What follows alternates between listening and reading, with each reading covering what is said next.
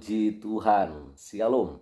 Selamat sore teman-teman, Bapak Ibu, saudara-saudari dimanapun Anda berada pada kesempatan sore hari ini.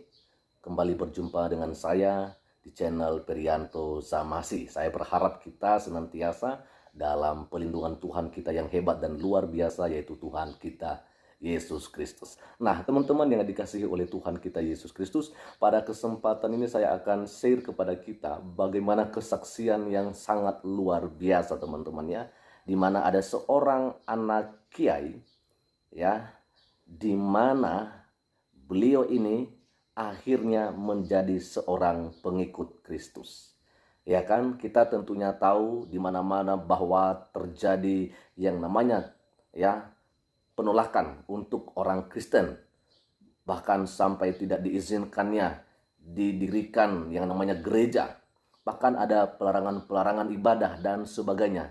Tetapi lihatlah teman-temannya, ya, orang Kristen semakin dibabat, semakin merambat saja. Teman-teman, mari kita lihat ya kesaksian yang sangat luar biasa ini dari seorang Muhammad Nur Rahman, seorang anak kiai yang akhirnya menjadi pengikut Kristus. Ini dia videonya, kita lihat bersama. Terima kasih Inang Bau Mikana aja. Ya, jadi saya dilahirkan dengan nama Muhammad Nur Rahman. Itulah nama kelahiran saya asli sesuai dengan KTP, KK dan semuanya. Thank you untuk gift-nya saudaraku, Tuhan berkati. Jadi saya lahir di tengah-tengah keluarga yang adalah keluarga yang sangat mencintai Islam. Kakek saya adalah Kiai Muhammad Ngali. Namanya itu tercatat di buku sejarah daerah Lampung. Pemimpin Laskar Perlawanan kepada Belanda. Tahun 1949 beliau meninggal dan namanya diabadikan jadi jalan di Rawasari 4 Kota Metro, Jalan Kiai Muhammad Ngali. Itu dulu, tapi begitu wali kota ganti, sekarang namanya diubah jadi jalan nama-nama buah. Jadi nama itu ada. Kakek saya itu dimakamkan, dapat jatah itu di makam pahlawan. Papi saya juga seperti itu, karena papi saya kan Heiho angkatan pertama 1943. Seperti itu. Jadi keluarga kami adalah keluarga yang sangat mencintai Islam. Saya dari kecil dididik untuk ngaji, khatam Al-Quran, dan kami punya musola keluarga. Sekarang sedang dibangun masjid besar, pengembangan dari punya keluarga kami itu namanya Masjid Asyahadah. Sampai sekarang ada. Saya dulu adalah ketua daripada pemuda remaja masjid itu pada periode tahun 1994 sampai 1997, sebelum saya akhirnya pergi keluar daripada Kota Metro. Saya lahir di Rumah Sakit Santa Maria Kota Metro. Saya SD di SD 001 Yosomulyo, SMP di SMP Negeri 2 Metro, SMA di SMA Negeri 1 Metro, Provinsi Lampung. Seperti itu. Jadi saya bertumbuh menjadi orang yang sangat membenci 3S di masa lalu. S yang pertama yang saya benci adalah salib. Saya sangat membenci salib di masa lalu karena dasar daripada Al-Imran itu yang saya pegang. Sebaik-baiknya agama adalah Islam. Tapi memang saya akui hingga detik ini tidak ada agama sebaik Islam. Islam adalah agama terbaik. Karena Kristen bukan agama.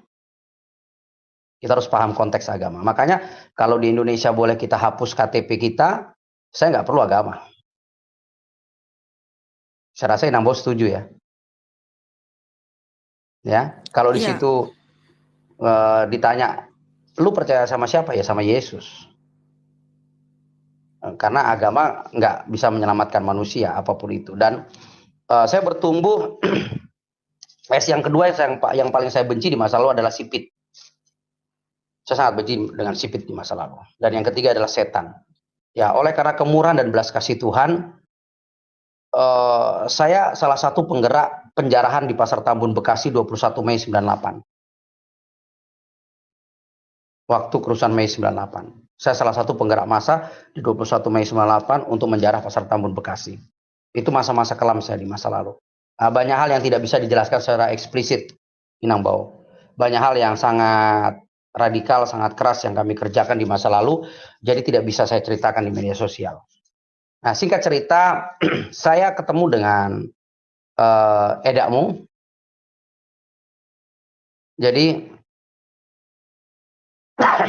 saya katakan bahwa saya ingin menikah dengan dia. Saya 7 tahun ingin mengislamkan edakmu. Saya menikah 7 tahun ingin mengislamkan istri saya. Jadi waktu itu dia pakai syarat, aku mau menikah denganmu, tapi setelah nikah agamamu agamamu, agamaku agamaku, lakum dinukum waliyadin. It's okay, no problem, saya bilang. Jadi saya ikuti prosesi dia, apa yang dia katakan. Akhirnya saya mulai ikut tardidi. Saya naik CD di HKBP Maria Bandar. Nah, ini kesaksian saya ini nggak bisa didustai oleh siapapun karena semua saya jelaskan tempat kejadian waktunya. Seperti itu. Guru hurianya adalah Lainai Baho yang sekarang sudah menjadi pendeta penuh di HKBP. Di HKBP Maria Bandar, istri saya ditahan di rumah Porhanger. Itoknya sendiri karena borusi itu dia naik bahu kan. Saya belajar di situ, mengenal kekristenan. Tapi itu hanya trik modus karena saya ingin menikahi borusi itu untuk saya islamkan. Nanti kalau dia sudah hamil, dia wajib ikut saya. Itu rencana saya di awal. Seperti itu. Jadi tapi itulah rencana Tuhan. Itulah rencana Tuhan, God plan yang indah. Singkat cerita, saya akhirnya menjadi pribadi yang belajar dan ikuti proses naik CD, dan akhirnya saya naik CD di HKBP Mbah Jambi. Yang waktu itu memimpin ibadah adalah Amang Pendeta Risot Tulang Sitinja. Semoga masih hidup dan beliau melihat kesaksian-kesaksian saya. Amang Tulang Pendeta Sitinja, Pendeta Risot. Itu dia sampai begini. Waktu saya mengatakan au porsea tu debata, au porsea, ya kan? Tuhan Yesus, au porsea tu ton di porbadia, ya kan?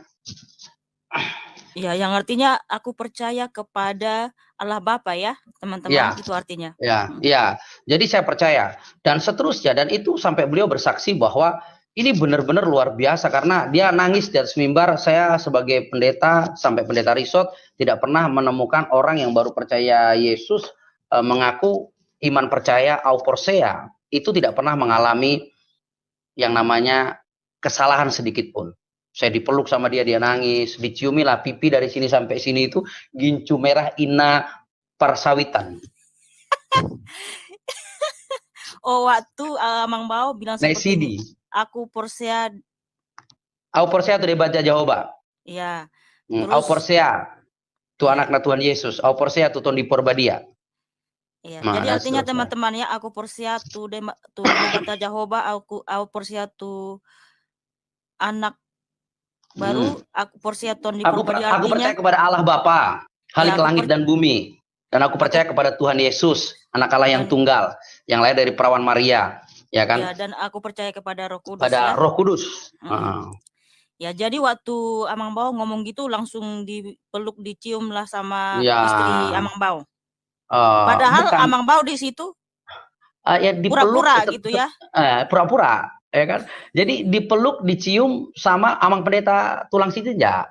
Ya kan, karena dia nangis, nggak pernah sejarahnya orang ngomong kayak gitu lancar, apalagi orang Jawa nih aslinya gitu kan. Amang Bao ternyata aslinya orang Jawa. Saya Solo. Alah, saya dirajakan jadi Tambunan.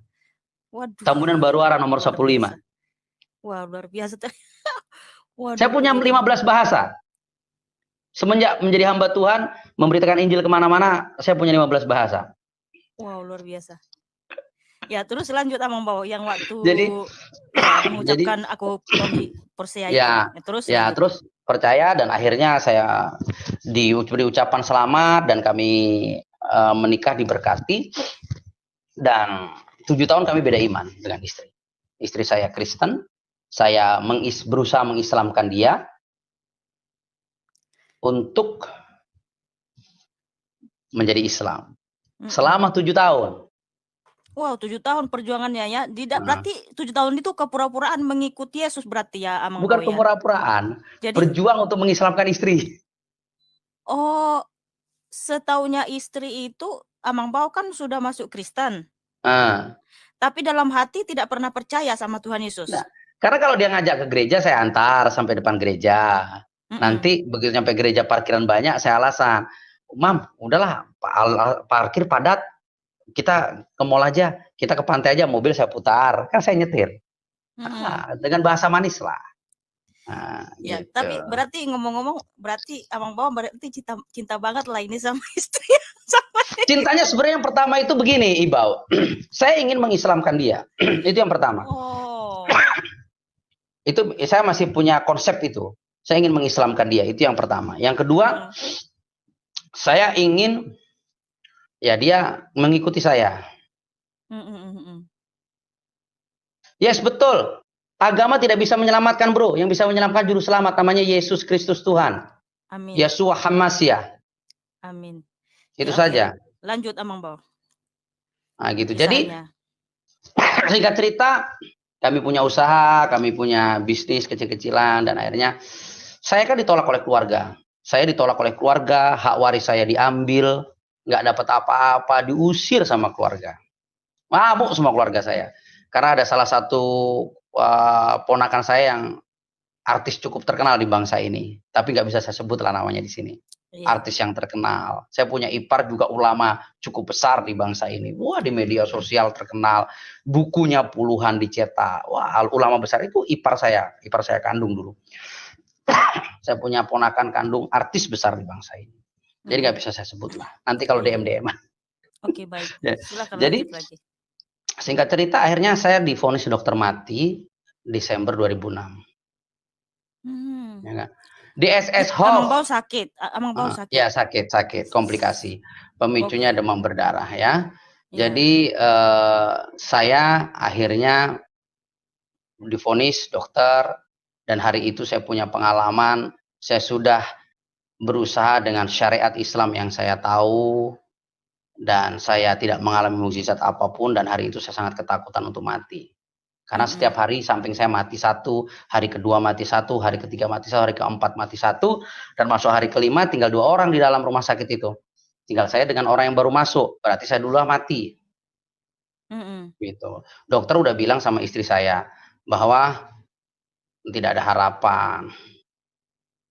DSS Hof, kapan kita ketemu, kapan kita ngopi? Anda mengancam saya kalau saya berkesaksian palsu, nanti saya dilaporkan. Nanti Anda loh, hati-hati. DSS Hof di mana? Ngomong aja. Nanti pas saya ke Jakarta kita ngopi kayak ketemu aja dengan saya. Saya orang yang cinta damai. Betul. Kita beda dalam iman sekarang mungkin dengan saudara-saudaraku yang Islam, tapi kita tetap saudara sebangsa dan setanah air Indonesia. Kita Bhinneka Tunggal Ika, lakum dinukum waliyadin, ya. Ya, DM aja saya. Maaf Amang Bao, tadi ada yang typing. Ini saya rekam ya, loh. Sebelum kamu rekam ini, saya sudah rekam duluan di YouTube saya. Kalau kamu mau lihat ulangannya nanti bisa di situ ya. Jadi kita nggak takut karena apa yang kita lakukan ini bukan untuk membodohi orang ataupun menipu, tapi ini adalah kesaksian pribadi Ito Muhammad Paulus ya. Ini kesaksian pribadi Ito Muhammad Paulus. Karena apa? Di dalam Alkitab sudah jelas ditulis firman Tuhan, bersaksilah karena dalam kesaksian itu ada kemuliaan Tuhan ya, nama Tuhan Yesus ditinggikan. Jadi itu yang kami lakukan. Oke, bahkan ada kesaksiannya loh, Ibau, itu keren. Apa oleh kesaksian kita, iblis dikalahkan, kuasanya dihancurkan. Ya itu kesaksian loh. Ya, silakan lanjut lagi. Saya tidak menyerang siapapun, saudaraku. Anda yang ngopinya kurang jauh, tolong ngopinya agak jauh. Anda yang sekolahnya kurang tinggi, tolong sekolah tinggi-tinggi deh. Betul. Ya, jangan menunjukkan kekurangan kita, kebodohan kita, malu. Ya, jadi hargai di saat orang punya kesaksian. Sama seperti kami menghargai. Mau Anda maki-maki Kristen, mau Anda hujat Kristen, mana peduli kami. Iya, Tuhan ada yang demo ya Amang Bao ya. Nggak ada yang demo orang Kristen ya. Yesus nggak perlu dibela karena dia maha kuasa. Betul, haleluya. Mau Anda bakar-bakar fotonya Yesus situlah. Nggak ada, kami akan mengugat. Kami tengok saudara-saudara kami gerejanya ditutup. Kami tetap tersenyum, ketawa-tawa kami. Kami yang tertawa. Pembalasan kami terbatas, makanya kami tidak mau membalas. Tapi pembalasan daripada Tuhan, sekali dia murka, digoncangkan segala sesuatu. Kami mah mau dicaci maki, kami tersenyum. Karena firman sudah berkata, engkau akan ditolak demi namaku, dianiaya demi namaku, bahkan dibunuh demi namaku. Ya kami enjoy aja. Ingat, kita saudara sebangsa dan setanah Indonesia loh. Nanti ban mobil Anda bocor, saya lewat, saya bawa mobil saya, apakah saya tanya, agamamu apa? Hindu, Buddha kau? Kan nggak mungkin, saya tetap tolong Anda. Kalau ban mobil kita sama, saya kasih pinjam, ya kan? Seperti itu. Itulah saudara-saudara. Mungkin dalam iman kita tidak saudara, tapi ingat, di Indonesia kita saudara. Kita saudara sebangsa dan Indonesia. Oke, saya lanjut dulu kesaksian saya sambil saya minum ya, agak batuk soalnya. Ya, saya juga minum ya, mohon izin ya. Ya, oke. Pendeta. Siap, Nang Bau. Wah, promo kan ya? Ini nggak di-endorse teman-teman. Nggak di-endorse ya, luar biasa. Oh, saya pakai gelas putih aja deh biar. Oke, lanjut ya. Ya, lanjut Amang Bau. Baik. Selanjutnya begini. Jadi saya waktu itu pasrah, saya sudah takut mati. Istri saya pun udah ikhlas. Karena dia bilang begini, Pi, sebenarnya imanmu tuh apa? Nanti kalau aku doa sama Tuhan Yesus, ada yang menghalangi. Kalau papi doa, nanti gimana? Waduh, thank you gift-nya Mpok Nila. Ini gift paling gede nih. Paus belum tapi. Iya, teman-teman kasih gift sama pastor kita ini. Oke, untuk pemberitaan kabar baik semuanya ya. Jadi akhirnya begini, saya divonis oleh dokter nggak ada harapan. Saya takut mati. Saya akhirnya bilang gini, ini pengalaman iman saya. Nanti bisa nangis saya. Saya sangat taktis, sangat militan di medan penginjilan. Tapi kalau bicara hati, saya sangat, kalau bicara Yesus, saya sangat tidak berarti. Jadi saya berkata begini, siapapun kau yang menolong aku, memberi aku kesembuhan, ku sembah kau. Dalam hati saya, setan sekalipun ku sembah. Karena di masa lalu saya punya banyak ilmu. Inang Bau, saya punya ilmu berbagai macam lah, tahu sendirilah ya kan, warisan. Ya, saya punya beberapa ilmu kanuragan di masa lalu, warisan ya. Jadi singkat cerita, saya berjumpa dengan Tuhan Yesus yang pertama. Dia datang. Di tengah sakaratul maut saya, dia datang. Haleluya. Di rumah sakit Budi Kemuliaan Kota Batam. Pertengahan Desember, tepatnya 16 Desember 2006. Dia datang, dia pegang tangan saya, dan dia berkata, bangkitlah ikut aku. Seketika itu, saya mengalami yang namanya mukjizat kesembuhan. Saya bilang sama istri saya, yuk kita pagi pulang. Wah, istri saya kaget. Papi, yakin. Padahal saya tadinya sudah tidak bisa apa-apa. Akhirnya istri saya lapor ke dokter, sudah bisa pulang Pak. Masa? Bapak sembuh ya? Nggak jadi mati ya, kata dokternya. Masih ingat saya waktu itu. Tapi sudah almarhum beliau, sudah sepuh. Sudah almarhum sekarang dokternya. Akhirnya saya pulang. Nah, saya pulang itu saya mengalami kebingungan. Siapa yang datang dalam hidup saya ini? Pakai tubuh kemuliaan, kenapa saya tidak bisa melihat wajahnya? Ingat firman Tuhan berkata, ya, tidak bisa kita melihat Tuhan kalau tidak kudus. Hari itu saya masih najis. Saya masih belum percaya dia. Wah, saya masih melihat tubuh kemuliaannya. Tapi nanti ada second chapter waktu saya ketemu dia. Di situ saya diubah. Dan jadilah seperti hari ini. Saya tidak pernah bisa berhenti beritakan Injil. Sampai ke ujung-ujung bumi. Wow, jadi saya pulang. Saya bingung. Saya cari siapa tadi itu. Saya menghentikan sholat saya. Saya menghentikan segala sesuatu. Saya tanya siapa itu. Singkat cerita. Saya diajak istri saya pergi ke gereja HKBP Lubuk Baja Batam. Tapi saya berharap, pakai bahasa Batak, saya nggak terlalu fasih waktu itu. Nanti nggak ngerti. Akhirnya ada suatu gereja, saya datang ke sana. Saya tanya, sosok itu siapa? Dia jelaskan, itu Tuhan Yesus. Tapi Bapak belum bisa melihat dia. Bapak dapat kasih karunia yang luar biasa. Anugerah terhebat itu kata. Jadi gimana? Ya Bapak begini, Bapak sudah naik di atas perahu nih. Dikasih analogi sederhana. Bapak ini sedang berada di tanah yang lama. Bapak sudah melihat di seberang ada tanah perjanjian. New Covenant Land, gitu loh kan. Tanah perjanjian baru itu. Bapak sudah di atas perahu. Bapak sudah pegang dayung. Tapi Bapak dayung terus nggak bisa nyebrang sampai ke tanah perjanjian. Coba Bapak pikir. Kenapa bisa begitu? Ya saya udah dayung, saya bilang nggak tahu. Dia bilang, Bapak belum melepaskan tambatan perahu Bapak kepada tanah yang lama. Itu analogi yang luar biasa. Bapak lepaskan tambatan dari tanah yang lama, masuk ke tanah perjanjian. Seperti itu. Akhirnya, saya mulai cari dia. Tapi ini proses berjalan 3 tahun. Sampai saya berjalan, saya nggak percaya dengan Yesus itu. Aduh, Bener nggak sih Tuhan? Masih belum bergelora. Tapi saya sudah dibaptis Selam 26 Juni. Di Palm Spring, Kota Batam. Palm Spring, kolam renang, Kota Batam. Ada surat baptisnya, lengkap. Akhirnya saya dibaptis, saya tanya, Pak Pendeta, semua dapat nama baptis, kok saya nggak dapat nama baptis? Seperti itu. Ya, gitu. Iya. Singkat cerita. Tapi, mohon maaf, saya mau nanya ini, saya potong. Berarti selama 7 tahun itu Amang Bau masih tetap menjalankan agama sebelumnya gitu ya? Ya, saya masih sholat. Oh, saya masih sholat. Istri saya lihat? masih sholat, saya masih puasa. Ya, istri tahu. Dan kalau ke gereja juga, istri ke gereja, saya juga temani dia ke gereja. Kadang-kadang acara-acara gereja, saya temani. Tetap. Oh, oke. Gitu. Ya, silakan lanjut lagi Amang Bau. Nah, sampai situ, singkat cerita, bahwa saya bingung masih, siapa? Akhirnya pembalikan keadaan saya karena saya sibuk dengan karir, pekerjaan yang terus meningkat, level yang terus baik, luar biasa Tuhan kasih. Singkat cerita akhirnya saya masuk penjara 30 Maret 2009 karena dosa dan pelanggaran saya. Saya masuk lembaga permasyarakatan. Ya, saya masuk lapas, diproses Tuhan. Disitulah saya nyerah sama Tuhan.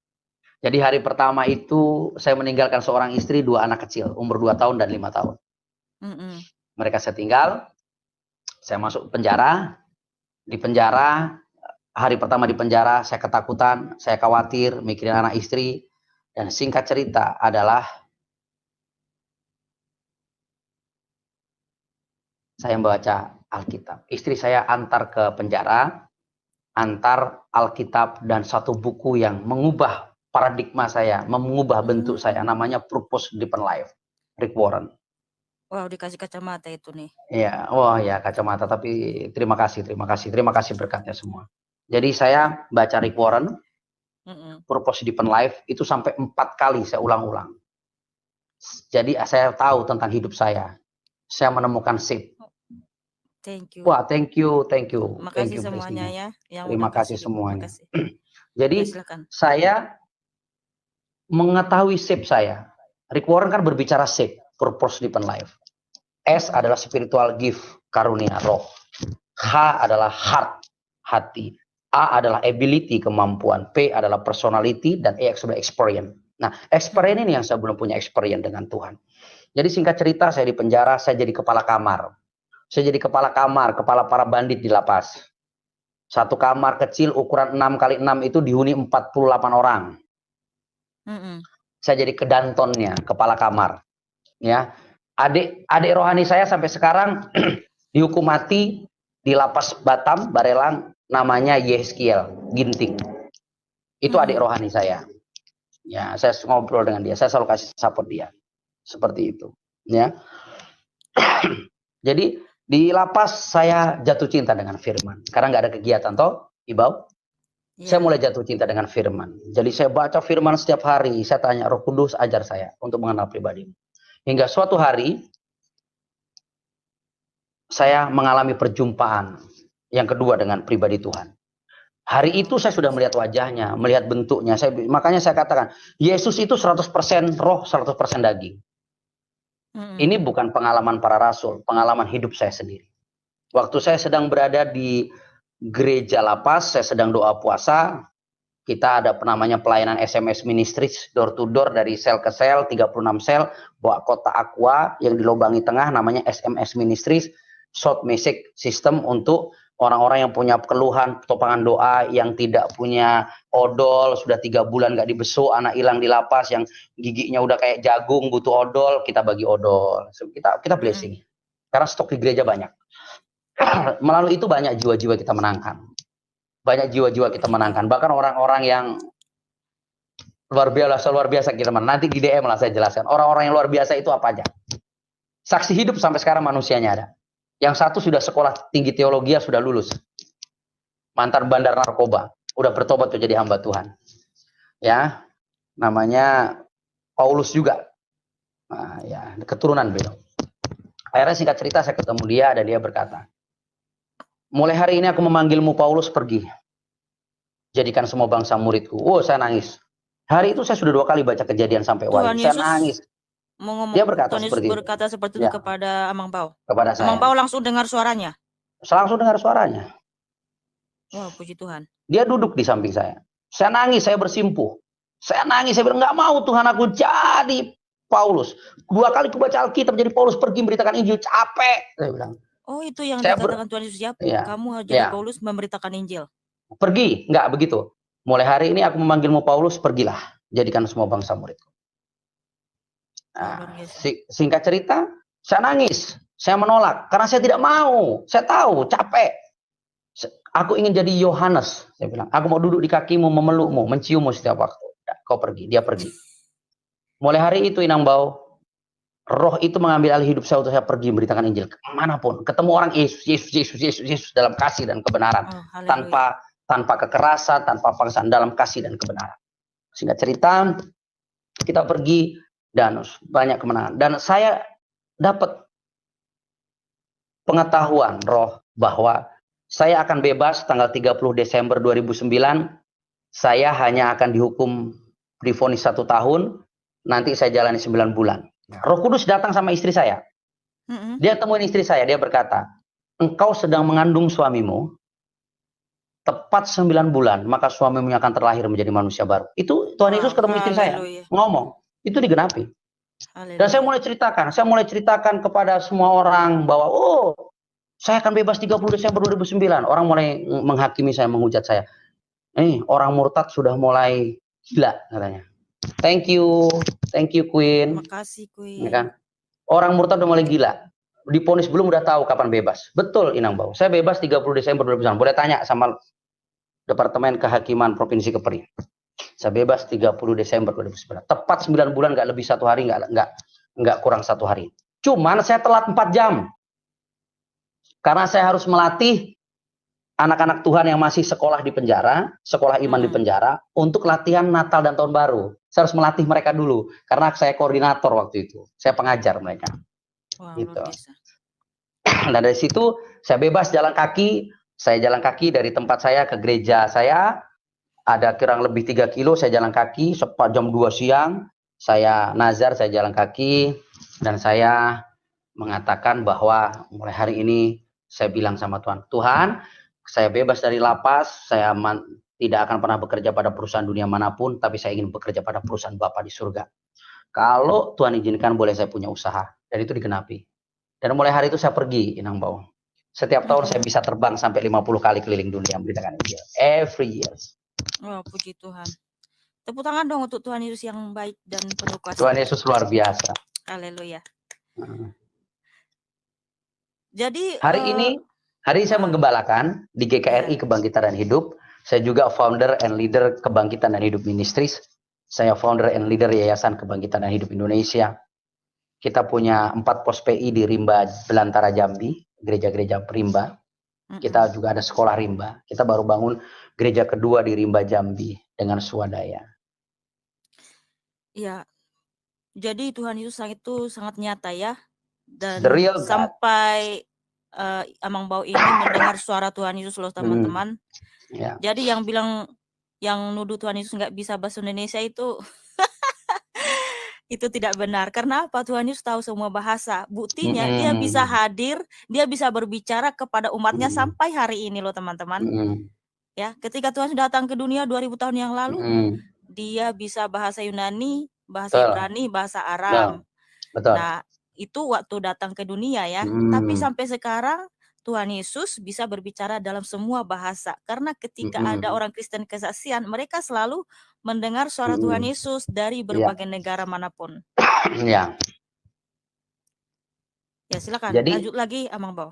Jadi semenjak itu ya kami belajar melayani. Saya belajar sekolah misi, saya belajar. Dan dituntut oleh ketua umum sinode saya orang yang nggak mau belajar secara lahiriah sebenarnya. Semenjak menjadi hamba Tuhan, saya cukup belajar tentang firman, karunia roh, dan saya belajar mendengar suara roh. Itu yang paling penting.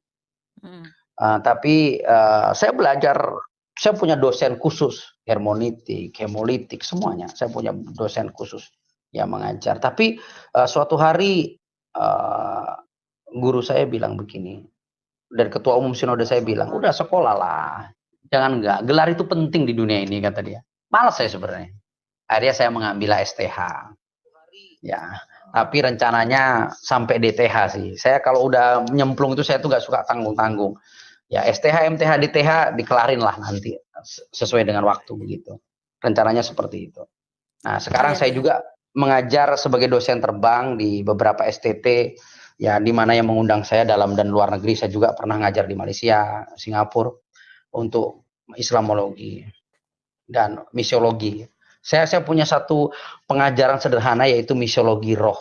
Artinya lu bergerak keluar beritakan kabar baik, itu kan misiologi namanya. Tapi dengan tuntunan Roh Kudus. Listening by Holy Spirit voice. Itu tepat. Itu indah. Saya mau di TikTok itu baru, Ibau.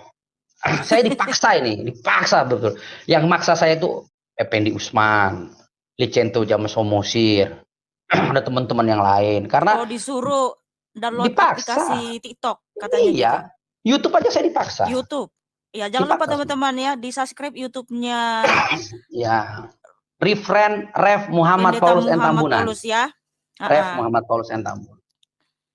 Dan jangan lupa ditonton videonya. Saya pun sudah lama sebenarnya follow Amang Bao. Cuman baru minggu kemarin di fallback ya, di sini di TikTok. Oh iya. Oh gitu. Aku fullback karena aku mau ngomentari Vitimu yang kau nangis nengok foto telanjang itu. Gak cocok kita nangis gara-gara itu. Bukan gitu, Amang Bao. Karena biasa memang kita nggak bisa bela Tuhan. Justru Tuhan Yesus lah yang bela kita. Tapi ingat Amang Bao, justru karena dihina seperti itu, ya saya nangis. Ada yang percaya Tuhan Yesus loh, yang dari non-Kristen. Karena Puji apa? Tuhan.